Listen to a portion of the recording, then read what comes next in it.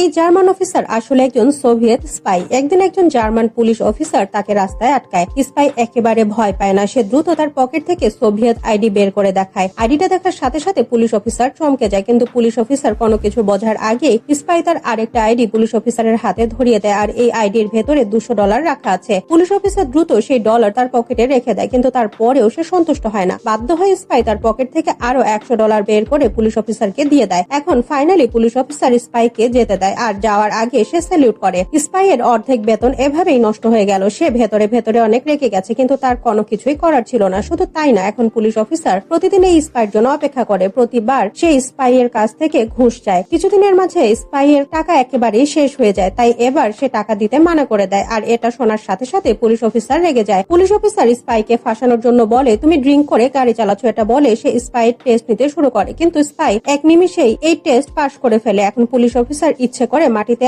আঁকাবাঁকা line draw করে আর স্পাইকে এটার উপরে হাঁটতে বলে। স্পাই খুব সহজে এই লাইন পার করে চলে আসে। এখন পুলিশ অফিসার ভয় পেয়ে যায়। সে স্পাইয়ের আরো অদ্ভুত রকমের টেস্ট নিতে শুরু করে, হার্টবিট চেক করে, বিভিন্ন ধরনের খেলাও খেলতে বলে, কিন্তু স্পাই কোনো ভুল না করে প্রত্যেকটা টেস্ট পার করে ফেলে। এটা দেখে পুলিশ অফিসার আরো রেগে যায়। এখন রেগে গিয়ে সে স্পাইকে 100 মিটার রেস করতে বলে, আর যদি সে টেস্ট পার করতে না পারে তাহলে তাকে নেশাগ্রস্ত বলে ধরে নেওয়া হবে। কিন্তু স্পাই এই টেস্টও পাস করে ফেলে। এখন পুলিশ অফিসার স্পাইয়ের অলিম্পিকের মতো জিমন্যাস্টিক টেস্ট নিতে শুরু করে, কিন্তু এখনো স্পাই সব টেস্ট পাস করে ফেলে। এসব দেখে সেখানে দাঁড়িয়ে থাকা সবাই হাততালি দিতে থাকে। পুলিশ অফিসার এখন এই স্পাইকে জড়িয়ে ধরে। শুধু তাই না, একটা মেয়ে এসে স্পাইকে প্রপোজও করে, আর এভাবে এই সোভিয়েত স্পাই জার্মানিতে হিরো হয়ে যায়।